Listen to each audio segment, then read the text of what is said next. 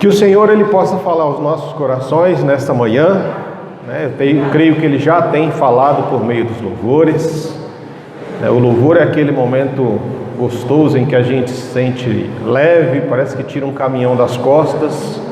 Às vezes nós chegamos ao templo para o momento da comunhão, da reunião, com o coração às vezes pesado, sobrecarregado pelas ansiedades da vida, pelas coisas que talvez não deram certo no decorrer da semana, né? E outros porque deram, e aí vem com o coração, né, bem alegre, e as duas coisas muitas vezes podem nos levar a perder a atenção na palavra do Senhor, tanto a alegria em excesso, quanto também a preocupação ou a ansiedade.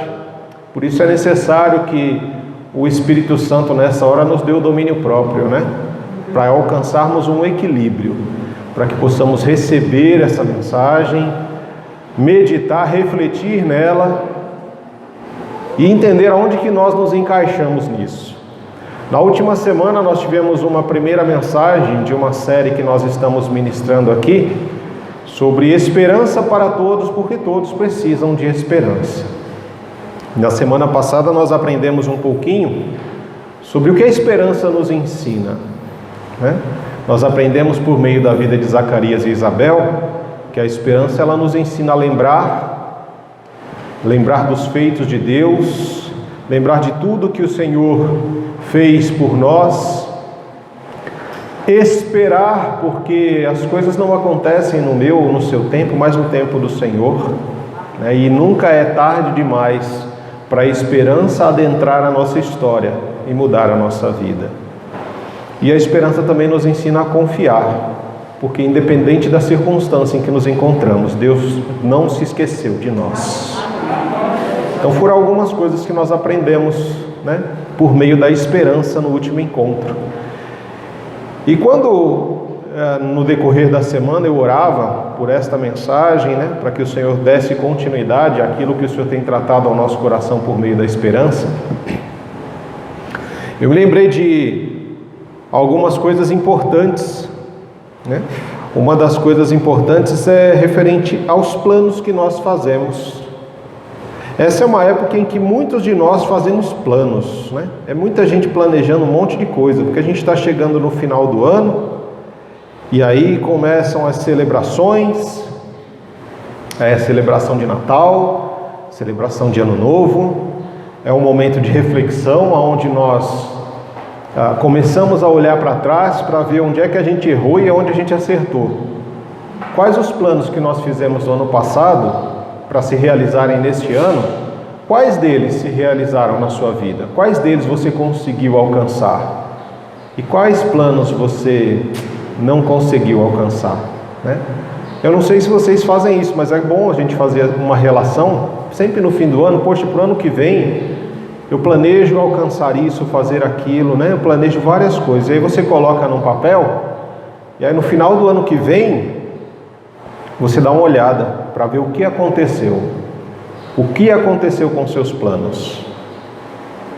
É importante a gente pensar nisso, né? E refletindo sobre a questão dos planos, eu me lembrei do versículo que foi usado no meu casamento, né?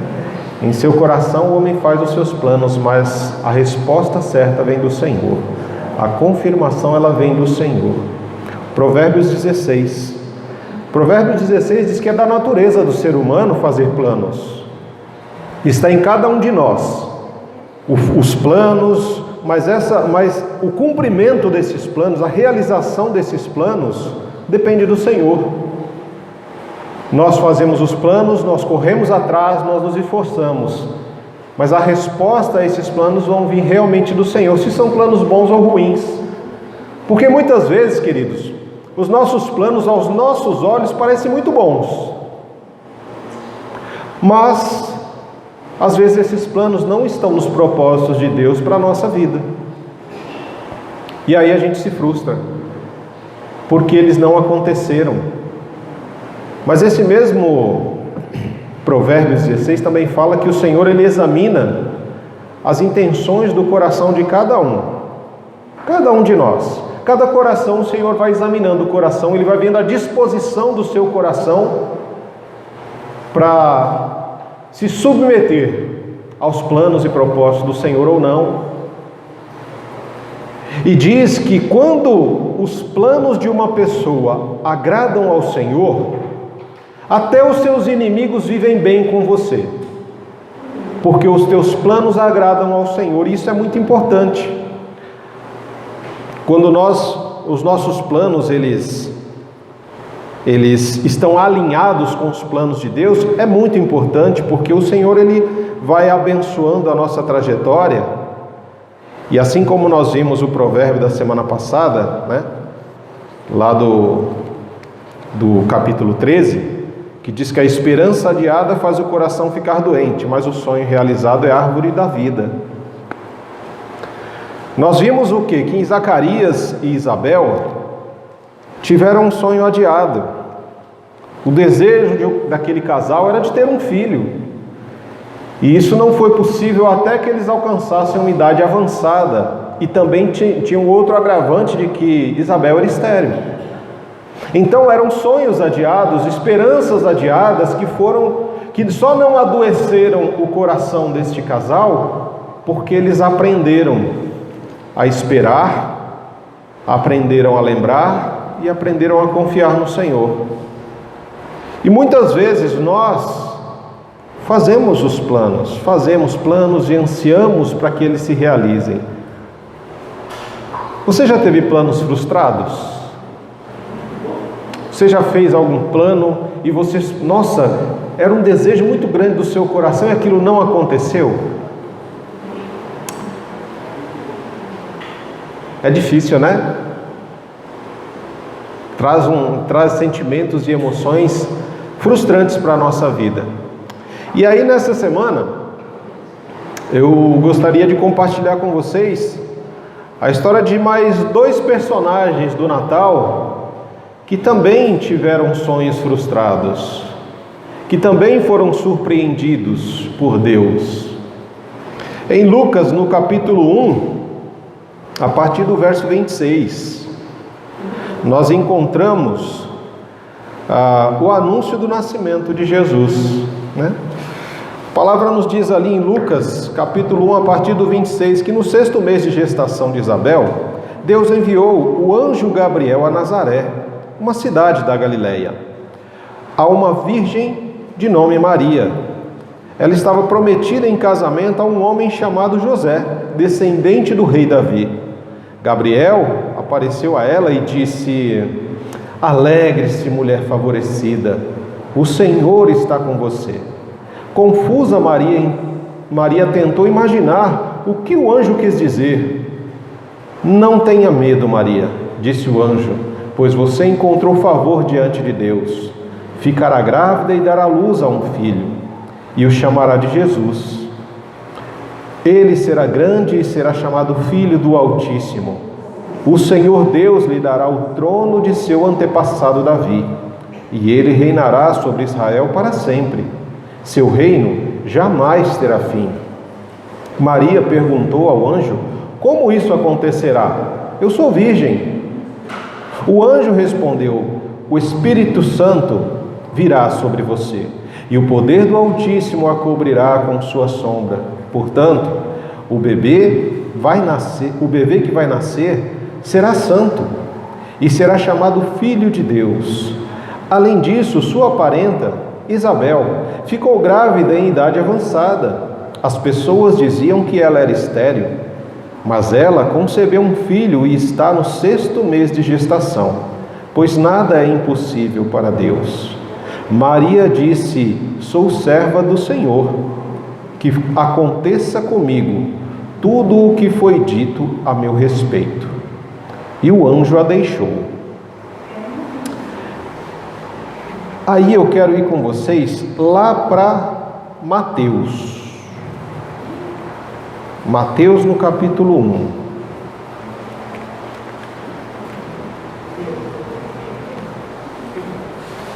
Mateus capítulo 1,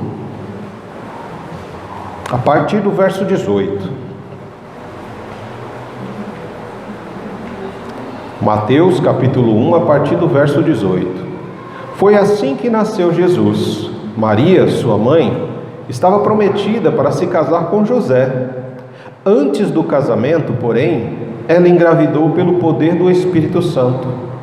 José, seu noivo, era um homem justo e resolveu romper a união em segredo, pois não queria envergonhá-la com uma separação pública. Enquanto ele pensava nisso, um anjo do Senhor lhe apareceu em sonho e disse: José, filho de Davi, não tenha medo de receber Maria como esposa, pois a criança dentro dela foi concebida pelo Espírito Santo. Ela terá um filho, e você lhe dará o nome de Jesus, pois ele salvará seu povo dos seus pecados. Tudo isso aconteceu para cumprir o que o Senhor tinha dito por meio do profeta: vejam, a virgem ficará grávida, ela dará luz a um filho e o chamarão Emanuel, que significa Deus conosco. Quando José acordou, fez o que o anjo do Senhor lhe havia ordenado e recebeu Maria como esposa. No entanto, não teve relações com ela até o menino nascer, e ele lhe deu o nome de Jesus. Gostoso ler essas histórias, né? É interessante como nós temos aqui um casal de jovens, né? José e Maria. Imagina você, quando você era jovem, será que você tinha muitos planos na vida? Muitos sonhos? Né? De quando você era jovem, adolescente, até hoje, será que os seus planos, eles foram totalmente realizados, ou eles foram mudados, ou foram até abandonados? Né? Eu, por exemplo, quando eu era adolescente, eu queria ser jogador de futebol. Acho que a maioria dos meninos, né, a grande maioria, quer ser jogador de futebol quando é um adolescente. É algo que a gente faz bastante, gosta de fazer, né, jogar bola. Mas não deu certo. Deus tinha outras coisas. Tentei ser jogador de futebol, não deu. Aí depois eu fui tentar ser piloto de caça. Também não deu muito certo, porque para ser piloto de caça você não pode ter óculos, né? Tem que ser 100% de vista. E foram vários os planos que eu fui tendo para mim na minha vida. Até que Deus chegou e falou assim: ó, chega de fazer os seus planos, vamos começar a fazer os meus. Você já tentou bastante, você já se decepcionou o necessário. Vamos começar a mudar. Eu tenho alguns outros planos para você. E aí eu precisei mudar a minha forma de enxergar o mundo, as coisas e as pessoas, inclusive as situações. E muitas vezes isso acontece conosco. Aconteceu com esse jovem casal. Imagina Maria, uma menina adolescente, já prometida em casamento a um homem extremamente respeitado na sociedade. José, a palavra fala que era um homem justo, respeitado. O coração dessa menina devia estar, né, muito alegre.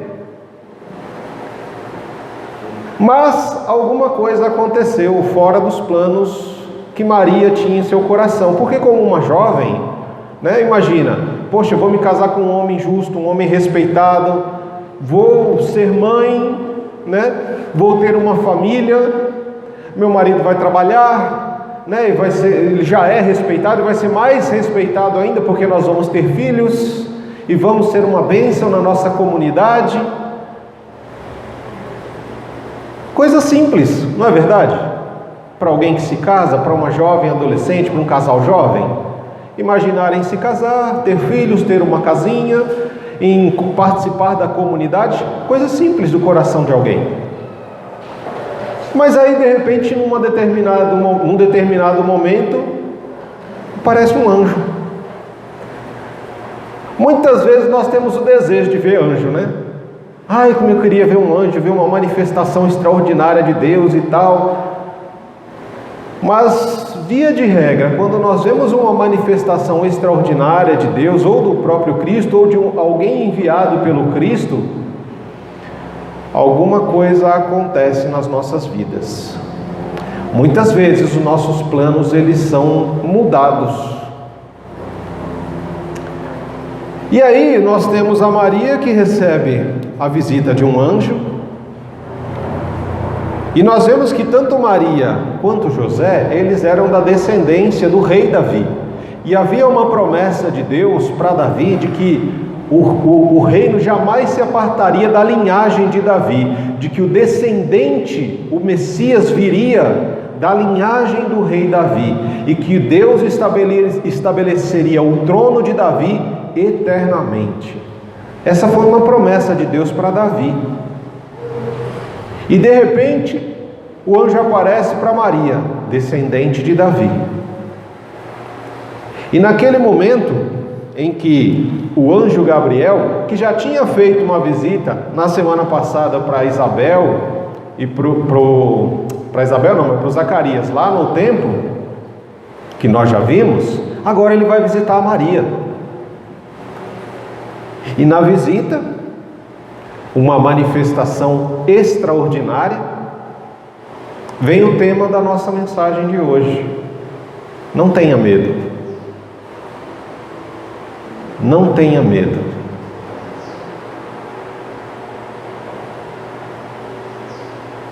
Essa foi a mensagem do anjo para Maria. Esta foi a mensagem do anjo para José. Não tenha medo. E ele já tinha dito na semana passada para Zacarias: não tenha medo. E a mesma fala que ele tem também para os pastores: não tenham medo. À medida que ele diz para Maria não ter medo, ele diz: alegre-se, mulher favorecida, o Senhor está com você.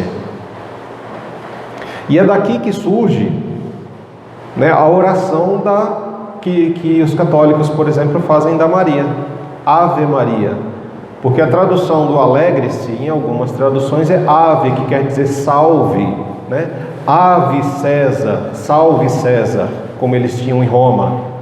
E aqui é Ave Maria, ou salve Maria, alegre-se Maria. Mulher favorecida ou abençoada, em algumas traduções também é conhecida como cheia de graça. Então daqui surge Ave Maria, cheia de graça, salve Maria, cheia de graça, abençoada. Por que ela é abençoada? Porque o Senhor está com ela. E é interessante, o conceito de ser abençoado de Deus. Ele chega e fala para ela abençoada, e ela já fica naquela confusa, porque assim, por que abençoada?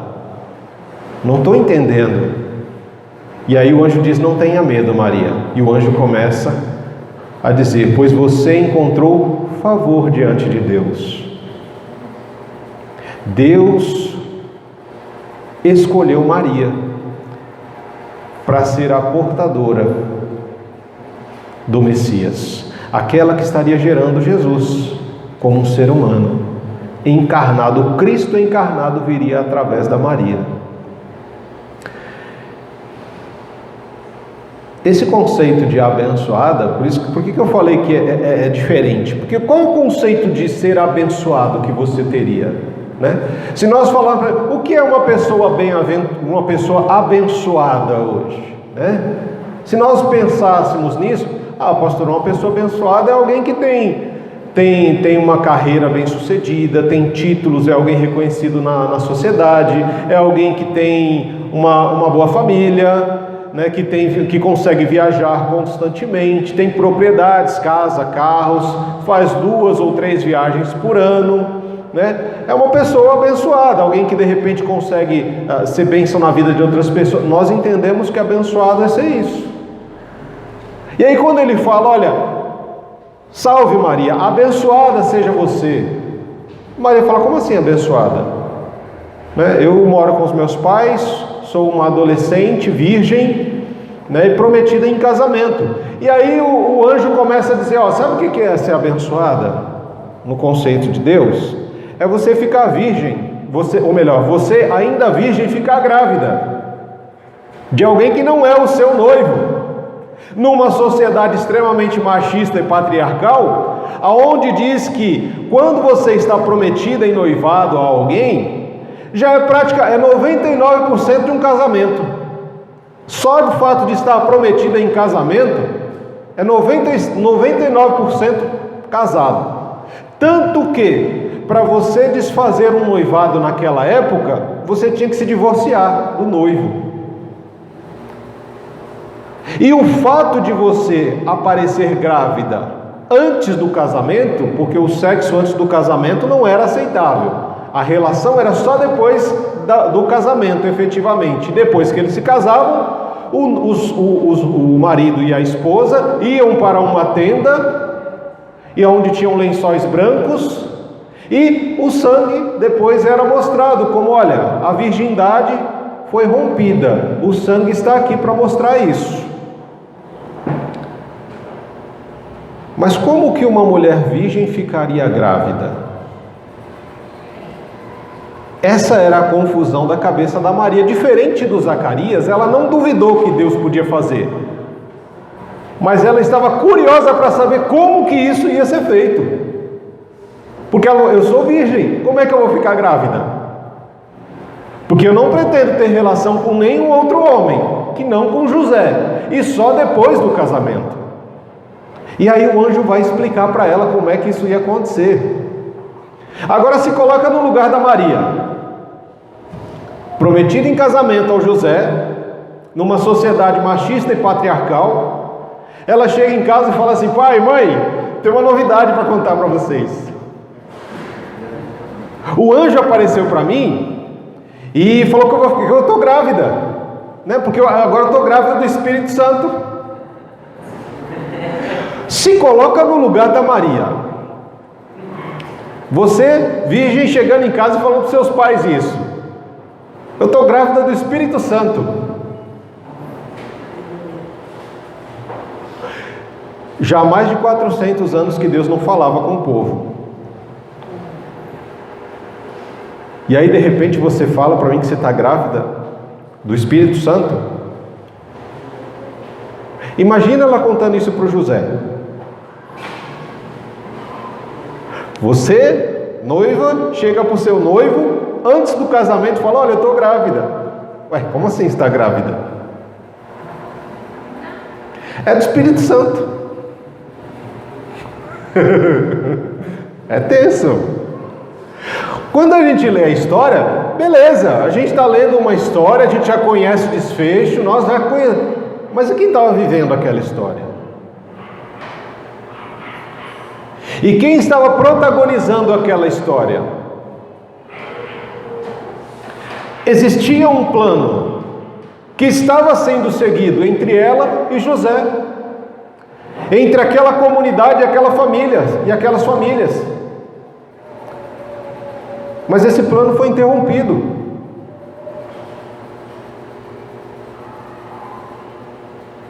E aí o que aconteceu? Depois o anjo, vai falar com José, porque quem em sã consciência iria acreditar que a Maria ficou grávida do Espírito Santo? Um homem naquela época, irmãos, a traição pela lei exigia que Maria fosse apedrejada em praça pública, porque ela estava prometida em casamento. E se ela apareceu grávida, ela havia traído o marido, o futuro marido, Então ela deveria ser levada aos sacerdotes, ser exposto o fato de ela estar grávida e não estar casada com José, e a consequência do ato de estar grávida nessa circunstância seria o apedrejamento em praça pública. Deveria ser apedrejada ela e o amante. É o que a lei dizia. Mas como é que a gente ia apedrejar o Espírito Santo? Eu estou pensando, eu não estou falando heresia não, eu estou pensando racionalmente. Porque se ela me chega e fala: estou grávida do Espírito Santo, a lei me diz que eu tenho que apedrejar você, Maria, e o seu amante. aquele que colocou a semente em você. E o anjo me disse que foi o Espírito Santo. Como que eu vou fazer isso? Mas José era um homem que amava Maria, um homem justo, um homem que amava, e ele preferiu levar sobre ele a culpa do que denunciar Maria. A posição de José era mais ou menos assim: se eu abandonar Maria, as pessoas vão acreditar que eu a engravidei e que eu não assumi o casamento. Então eu prefiro levar a culpa sobre mim por amor a Maria, mesmo não entendendo muito do que aconteceu, o fato dela estar grávida e não ser meu, e de repente essa questão do Espírito Santo, eu não consegui me convencer. Mas eu prefiro assumir a culpa e ser visto pela sociedade como alguém que engravidou uma menina, uma adolescente que estava prometida em casamento e que a abandonou, do que vê-la exposta e julgada em praça pública. Então ele já tinha todo o plano dele arquitetado na mente. Mas aí ele foi dormir e em um sonho ele teve a visita do mesmo anjo. Gabriel trabalhou, né? Gabriel veio para causar. E aí ele chega e fala: ó, José, não tenha medo de receber Maria como sua esposa, porque aquele que está sendo gerado no ventre dela é filho de Deus, é gerado pelo Espírito Santo. E quando ele vier ao mundo, você dará o nome a ele de Jesus, porque já havia uma profecia. A profecia dizia, lá no profeta Isaías, de que a virgem ficaria grávida, que daria à luz a um filho, e vocês chamariam esse menino de Emanuel, que significa Deus conosco. E quando ele acorda daquele sonho, ele toma uma atitude, ele faz exatamente aquilo que o anjo disse para ele fazer. Ele toma Maria como sua esposa. Eu não sei aqui quanto tempo que faltava para o casamento, mas eu tenho certeza que eles adiantaram. Por quê? Porque logo a barriga da Maria ia começar a crescer.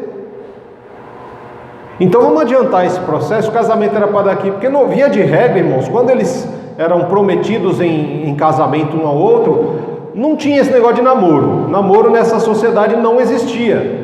Então quando você era prometido a alguém em casamento, você já automaticamente já era um noivado. E esse noivado no máximo durava 1 ano, que era o tempo para eles prepararem todas as coisas. A festa de casamento, porque uma festa de casamento daquela época, de uma virgem, durava 7 dias. Então era a festa de casamento. Era uma festa de 7 dias, tinham todas as questões cerimoniais que deveriam ser obedecidas. Então eles com certeza anteciparam aquilo. Por quê? Porque a Maria estava grávida, e agora José também já estava acreditando naquele negócio, porque o anjo apareceu para ele também, né? Aí eu imagino até a conversa dos dois, o José falando assim: Maria, me perdoa porque eu não acreditei em você. Não está aqui, tá? Eu que estou falando isso, eu que estou conjecturando, estou pensando em como que deve ter sido essa conversa depois, porque a primeira conversa deve ter sido um caos, né? Deve ser muito difícil. A Maria chegar e falar que está grávida do Espírito Santo, ela comunica isso aos pais, depois ao noivo. Isso deve ter sido um caos. Agora depois, a conversa do José com a Maria deve ter sido aquela coisa: olha, me perdoa por não ter acreditado em você. O anjo Gabriel também apareceu para mim. Eu tinha todo um plano arquitetado na minha mente, no meu coração, mas o anjo apareceu, me disse o que estava realmente acontecendo e que foi o que você tinha me dito. E agora eu entendi que nós estamos aqui para viver os planos de Deus e não os nossos planos. Mas viver os planos de Deus não é algo fácil. Porque quando nós pensamos nisso, e aqui eu quero começar a refletir com vocês, né? Primeiro a gente entender um pouquinho do contexto da história. O que a gente consegue olhar nesse texto? São muitas coisas, né? Mas uma das coisas que nós conseguimos observar aqui é que Deus traz um propósito para a nossa vida nas interrupções mais inesperadas. Muitas vezes nós temos planos, estão alinhados, estão direcionados, estão custeados, e aí o Senhor aparece na nossa vida, né? E quando Ele aparece, quando Ele se revela a nós, Ele interrompe a nossa caminhada, Ele interrompe os nossos planos, mas não é por qualquer coisa, é porque Ele tem um propósito totalmente diferente para as nossas vidas. Muitas vezes, queridos, na maioria das vezes, os nossos planos frustrados e os nossos medos são coisas que acontecem conosco, que fazem sufocar a esperança do nosso coração. Muitas vezes nós temos esperanças, mas aí fazemos um plano, ele não deu certo. Decidimos uma coisa que não deu certo. Aí eu já começo a parar de planejar. Eu não quero mais planejar. Por quê? Porque os meus planos estão sendo frustrados. Eu paro de planejar. Por quê? Porque os planos estão sendo frustrados e porque eu começo a ter medo. Medo das frustrações da vida. Medo do que pode acontecer. E eu estava fazendo uma pesquisa sobre medo. Sabe qual é o maior medo dos americanos? Dos brasileiros, assim, ficou mais ou menos pelas pesquisas que eu olhei, mas dos americanos eles têm um medo muito forte. É a gamofobia. Gamofobia.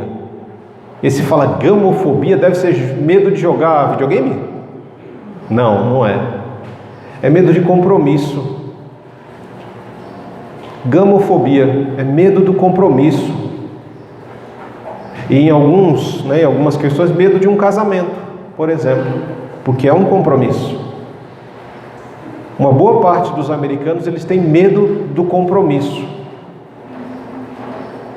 Porque quando nós assumimos compromissos, né, como diz o Homem-Aranha, né, vem grandes responsabilidades, com grandes poderes vem grandes responsabilidades. Não vou dar spoiler, vou ficar só nessa fala. Mas é interessante o medo do compromisso.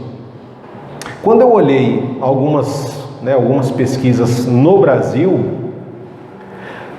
basicamente são duas coisas que trazem muito medo aos brasileiros. Primeiro é o medo do fracasso e depois o medo da rejeição. Uma boa parte disse que era medo de fracassar. Fracassar como empresário, fracassar como pai, fracassar como mãe, fracassar como filho, fracassar como um servo do Senhor.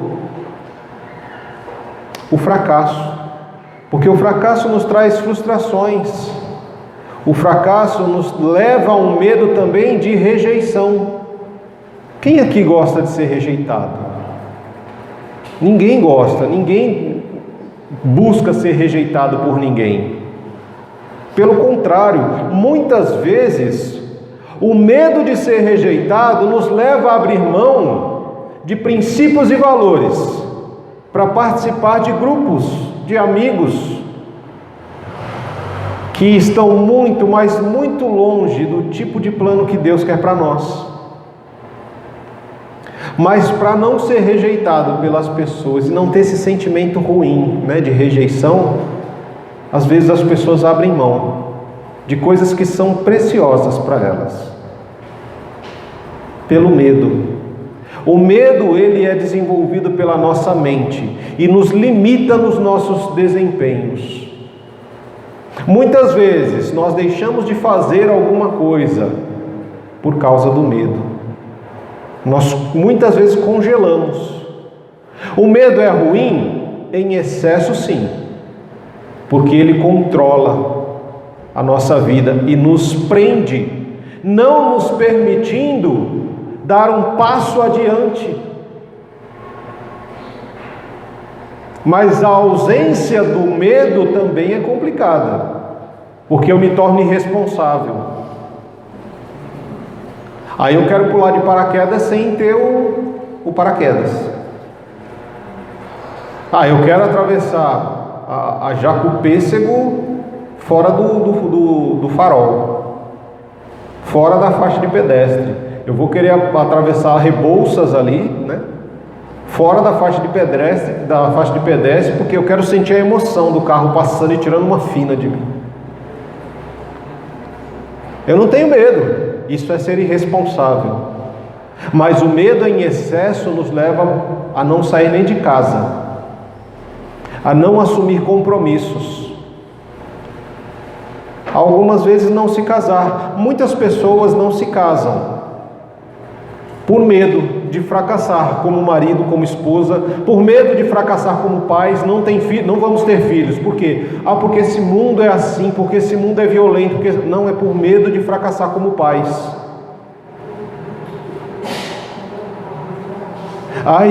Eu não vou sair deste lugar porque eu tenho medo,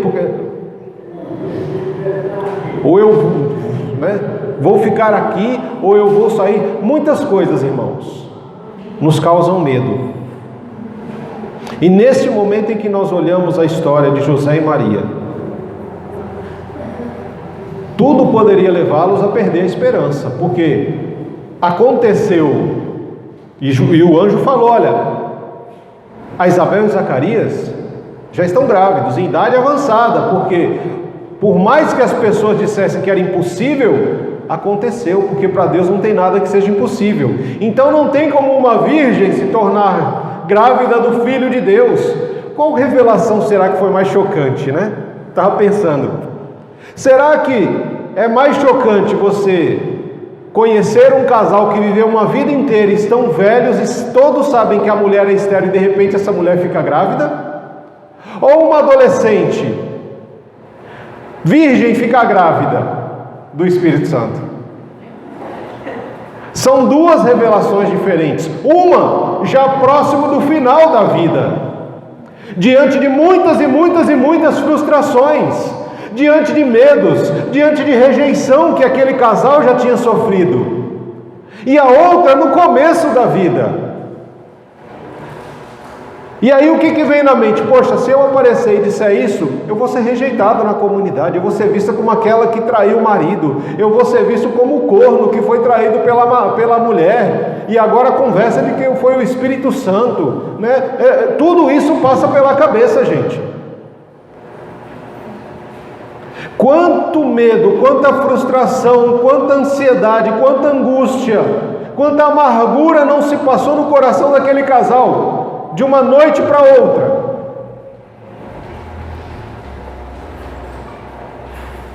Mas é aí que nós precisamos entender que Deus traz um propósito novo para as nossas vidas, nas interrupções mais inesperadas, no momento em que você não esperava que aquilo ia acontecer, acontece.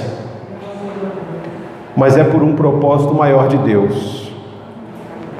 E eu fiquei pensando nessas questões de planos interrompidos, coisas assim, esses sentimentos ruins que acontecem na nossa vida. Eu me lembrei do Thomas Edison, o cara que inventou a lâmpada.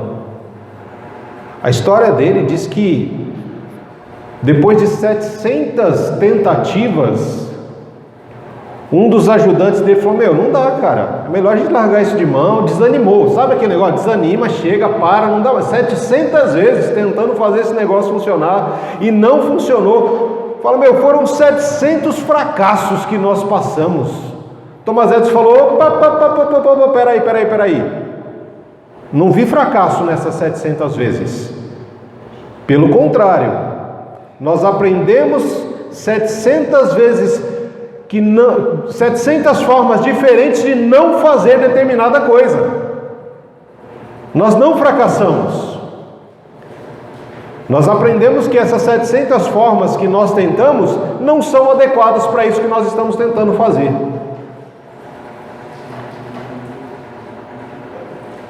E não parou nas 700, foram 1.200 tentativas. até ele conseguir inventar a lâmpada. Porque o grande problema é que a questão elétrica chegava, mas aquele fio não se mantinha, ele queimava. Ele não se sustentava. Depois de 1.200 tentativas, eles alcançaram o êxito. Você acha que ele se deu por vencido? Não, ele teve mais de 2.000 invenções patenteadas nessas tentativas que ele fez. Então é muito da forma como você está enxergando as coisas que estão acontecendo. Os nossos planos são interrompidos muitas vezes, da vez 1.200 vezes ele teve a tentativa dele frustrada. Ele poderia ter desistido, porque ele já tinha virado motivo de chacota, né, na sociedade. Por 1.200 vezes, o cara não desiste, mano. Mas é sempre aquela, vamos tentar mais uma vez. Vamos mais uma vez. Nós já sabemos que dessas 1.199 vezes são formas que a gente não deve usar. Se ele tivesse parado na 1.199, parou para pensar nisso? Ele não tinha chego ao êxito, só tinha vivido os fracassos, não tinha encontrado o momento da revelação real de Deus. E outra coisa que nós precisamos entender aqui é que Deus, Ele está conosco aonde quer que nós vamos. Por isso nós não precisamos ter medo de nenhuma situação ou circunstância da nossa vida. O José, ele tinha a intenção de ir embora, de fugir. E aquela noite, eu acho que foi a noite mais tensa da vida dele. Ele deve ter demorado para dormir, porque a mulher que ele amava estava grávida e disse que era do Espírito Santo. E ele estava planejando na mente dele o que ele ia fazer já no dia seguinte. Então, deve ter sido uma noite muito curta de sono. Mas foi o suficiente para ele ter uma revelação de Deus. Saber que quando todas as coisas estão fora do seu controle, quando parece que a sua vida está tomada pelo caos, Deus surge, trazendo clareza à situação, trazendo esperança ao seu coração e renovando os propósitos da sua vida. Então, no meio do caos, meu irmão, minha irmã, lembre-se, o caos é um lugar de escuridão, de trevas, de desespero. O desespero é aquele que já perdeu a esperança. É nesse contexto que muitas vezes Deus se revela a nós, para trazer clareza ao nosso entendimento, luz, iluminação, para mostrar as coisas como elas estão acontecendo realmente, para renovar a esperança, porque numa circunstância dessa estamos todos desesperados. Ele vem para renovar a nossa esperança, porque todos precisam de esperança. E Ele vem para dar um novo propósito à nossa caminhada. E como? Como é que nós podemos alimentar a esperança no nosso coração? Porque no nosso último encontro nós vimos o que nós aprendemos com a esperança. Mas como é que a gente alimenta essa esperança no nosso coração? Porque uma vez que as coisas estavam fora de controle, eles perderam o controle dos planos e da vida deles. Como que nós podemos fazer para alimentar a esperança no nosso coração e na nossa mente? Primeira coisa, eu preciso refletir nas Escrituras, eu preciso meditar nas Escrituras. Porque se Maria e José não soubessem, não conhecessem as Escrituras, não conhecessem a história, Maria não teve dúvidas do que o anjo estava falando, porque ela conhecia as histórias, ela conhecia o Antigo Testamento, ela sabia que existia uma promessa, que as profecias apontavam para o Messias. Ela sabia que Deus poderia fazer frutificar vida numa terra morta. Deus já havia feito surgir vida em mulheres como Sara, Raquel, Rebeca, Ana. e que havia uma profecia de Isaías que dizia que a virgem teria um filho, e este filho seria o Messias, e este filho teria o nome de Emanuel. E no meio do caos, no meio da falta de esperança, no meio da escuridão, nós precisamos nos lembrar que Deus é Emanuel, é Deus conosco. Ele veio para estar conosco. Cristo veio para estar comigo, para estar com você. Ele veio para mostrar como é viver uma vida de acordo com a vontade do Pai. E a Maria conhecia as Escrituras, ela refletia nas Escrituras, ela guardava em seu coração tudo aquilo que lhe era dito, tudo aquilo que lhe era contado. A palavra nos revela isso, que à medida que ela recebia as revelações, ela guardava em seu coração, ela refletia naquilo, e ela não se desanimou, ela não ficou desesperada, ela não perdeu a esperança, porque ela não estava preocupada com o que as pessoas iam dizer. Ela não se preocupou com, mas o que os meus pais vão dizer, o que o José vai dizer, o que a minha comunidade vai dizer. Porque ela sabia que aquilo que estava acontecendo com ela era o cumprimento das promessas de Deus. Então a primeira coisa que nós precisamos aprender aqui, que para alimentar a esperança em nosso coração e nossa mente, nós precisamos meditar nas Escrituras Sagradas. Precisamos conhecer Deus através das Escrituras Sagradas, através de quem Ele é, o que a palavra nos revela sobre Deus. Porque aí quando as coisas começarem a acontecer, você vai entender que é o cumprimento do Senhor na sua vida. Nós vemos muita gente às vezes falando assim, mas olha, tem guerras, tem terremotos, tem isso, tem aquilo, e aí começa os profetas dos fins dos tempos já começam a se agitar, né? Porque, Jesus vai voltar tal dia, tal hora, e não sei o que, e aí começam várias especulações, porque não conhecem as Escrituras.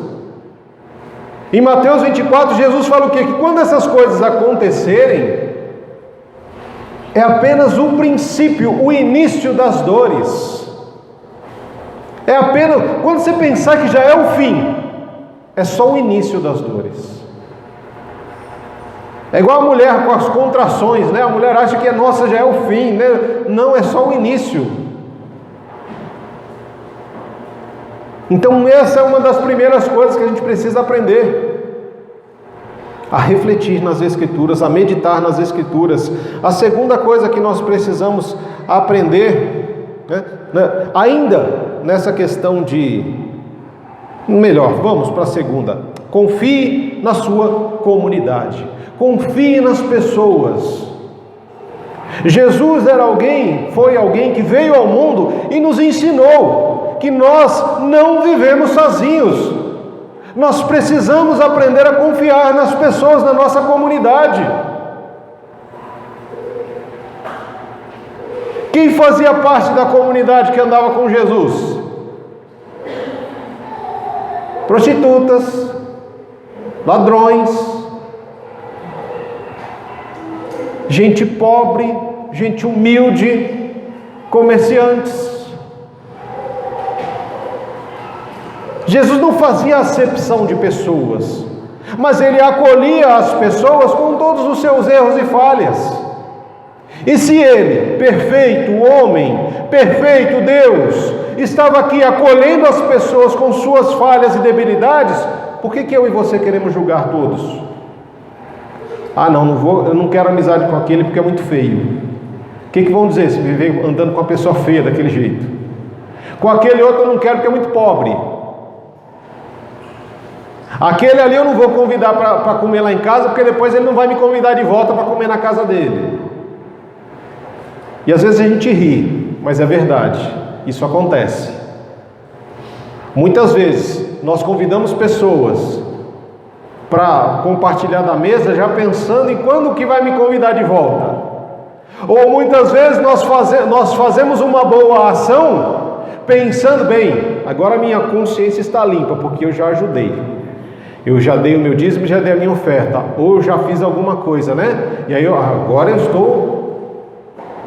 Não preciso pensar em missões, porque eu dei uma oferta para missões. Missões não é só dar dinheiro, irmãos.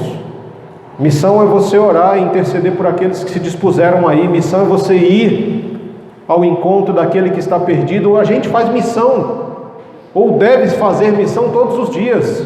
Quando nós saímos da nossa casa, que a nossa casa é o nosso primeiro lugar de missão. E nós vamos ao trabalho, vamos à escola, vamos às ruas, vamos aos comércios. Cada saída sua, cada encontro que você tem com outro ser humano é uma oportunidade de você ser um missionário. Jesus foi o primeiro missionário que saiu da casa do Pai e veio aqui para estar conosco e para nos mostrar o amor de Deus. Confia na comunidade, confia nos seus irmãos. Muitas vezes as pessoas têm medo, né? Uma vez eu perguntei, foi numa escola dominical muito tempo atrás, que eu guardei essa, acho que foi no começo do meu ministério aqui, né? Há 10 anos, quase 10 anos atrás. Eu fiz uma pergunta, foi exatamente esta questão que foi levantada, né? Por que nós temos medo de compartilhar da nossa vida com os nossos irmãos? E eu me lembro claramente que teve gente que falou assim: olha, é porque eu tenho medo que de repente eu compartilhe algo da minha vida e ele ou ela conte para outras pessoas. E isso muitas vezes pode me trazer rejeição por parte dos irmãos, porque às vezes os irmãos pensam que eu sou de um jeito, eu me mostro de um jeito, mas quando eu começar a falar quem eu realmente sou e mostrar quem eu realmente sou, eu posso ser rejeitado na minha própria comunidade. E se isso porventura acontecer, e aí já sou eu falando, se isso acontece na comunidade, é porque essa comunidade ainda não teve um encontro real com Jesus, ainda está achando que ele tem o direito, ou ela tem o direito de julgar o outro, pelas falhas, pelos erros que ele ou ela comete, e se esquece de olhar para ele mesmo. É o que Mateus fala, né? A gente começa a olhar o cisco no olho do irmão e esquece da trave que tem no nosso. Para confiar numa comunidade, nós precisamos entender que nenhum de nós somos perfeitos. A começar de mim, todos nós aqui somos pecadores. E assim como Paulo, eu, nesse contexto que nós estamos aqui, sou o pior de todos. Porque quanto mais conhecimento nós temos, maior é o nosso julgamento, maior é o nosso sofrimento. E não tem nenhum de nós aqui pode levantar a mão e dizer assim: eu sou merecedor, eu sou digno. Não, nenhum de nós. Todos nós erramos, todos nós falhamos, todos nós precisamos nos arrepender para que possamos aprender a conviver em comunidade. Conviver é compartilhar vida, irmãos. E foi isso que Jesus veio fazer. Ele não estava preocupado, olha, você vai dizer, quando ele fazia alguns milagres, ele ainda falava: olha, não conta para ninguém não. Mas é dose, né? O ser humano tem uma coceira na língua. Quando você fala para não compartilhar com ninguém, aí o infeliz vai e fala, porque ele não é perfeito. Ainda não era um tempo, e à medida que aquilo foi sendo compartilhado, ficava mais complicado de Jesus fazer mais milagres. Nós precisamos aprender a confiar uns nos outros, a confiar na nossa comunidade, a respeitar a limitação do outro, a respeitar o erro do outro. Conviver, irmãos, em comunidade é como um grande casamento. No casamento nós acolhemos as falhas, os erros e as debilidades um do outro, e juntos nós celebramos as nossas conquistas e as nossas vitórias. Aquilo que é uma área de dificuldade sua, de necessidade, é um motivo de oração para mim. E às vezes eu vejo, pastor, mas eu não tenho muito o que orar, não tenho pelo que orar. Então vai conversar com o seu irmão, você pode orar por ele. Eu tenho certeza que se vocês começarem a compartilhar uns com os outros as suas dificuldades, as suas lutas, os seus medos, os seus anseios, nós teremos muito motivo para oração. Então a primeira questão, reflita nas Escrituras. A segunda, confie na sua comunidade. E a terceira, responda ao Senhor com ações. Porque nós temos o grande problema de achar que a gente só deve falar e nunca se tornar prática a nossa fala. O que nós vemos bastante são muitos irmãos que falam: olha, vamos fazer isso, temos que fazer aquilo e tal, mas aquilo nunca se torna real. E nós temos várias passagens que falam para a gente não ser apenas ouvinte da palavra, não sermos simplesmente papagaios que a gente ouve e fica repetindo: tem que fazer, mas não faz. Nós precisamos ser praticantes da palavra. E por que eu consigo enxergar isso aqui, né? Nós vimos aí a questão de refletir nas Escrituras. Tanto Maria quanto José refletiam nas Escrituras. Eles confiavam na comunidade, porque você vê, nós temos ali, ela grávida do Espírito Santo vai visitar a Isabel, e quando ela chega na casa de Isabel, o João Batista lá dentro do ventre já começa a se sacudir, né? Cheio do Espírito Santo. Ela compartilha daquilo com as pessoas, com a comunidade, e ela tem a ação, que é o mais importante. Uma coisa é você saber que você tem planos e que os seus planos foram frustrados, e saber que Deus tem de repente propósitos maiores para você de acordo com os planos dele.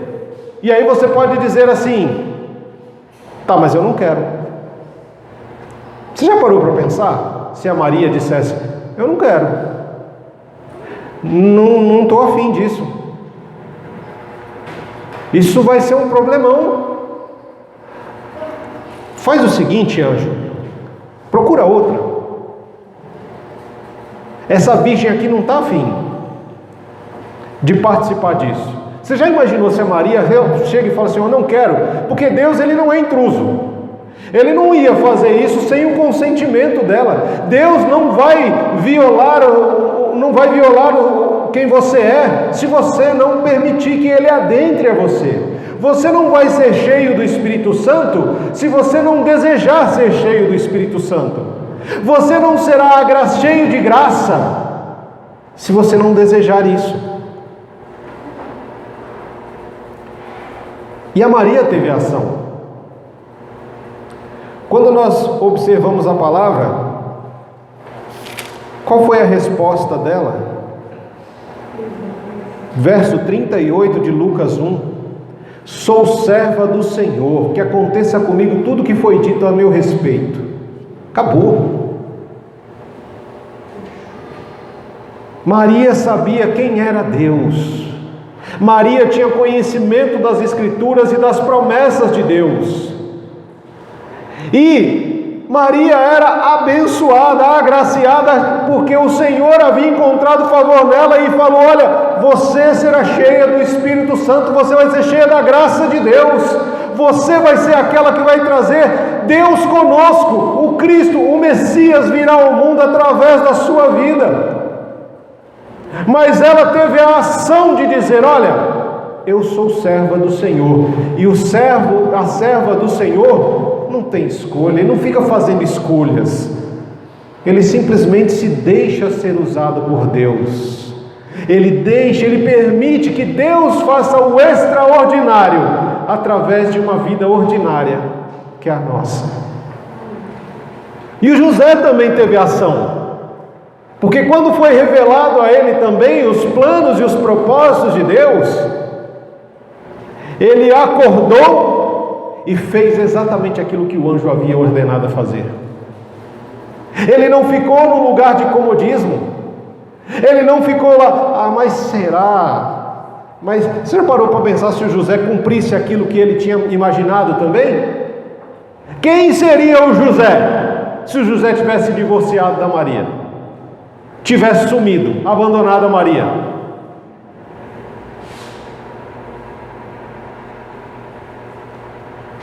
Deus sempre nos dá uma escolha.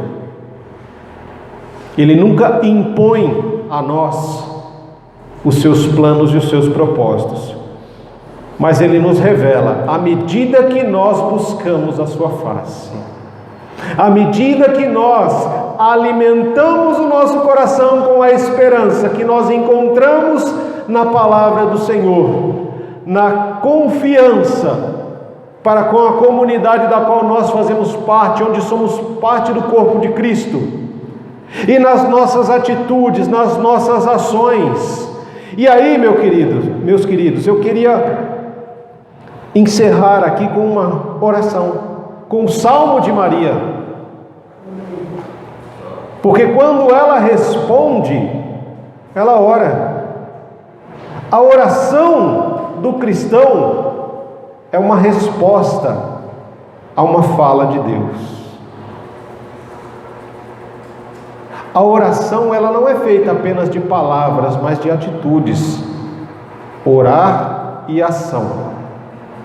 Quando Moisés chegou diante do Mar Vermelho, ele só queria ficar orando para que o Senhor nos livrasse do exército de Faraó que vinha chegando. E o Senhor fala para ele: o que você está fazendo? Ele está orando. Então levanta e estende o seu cajado para o mar, e o mar vai se abrir. Você precisa ter uma atitude.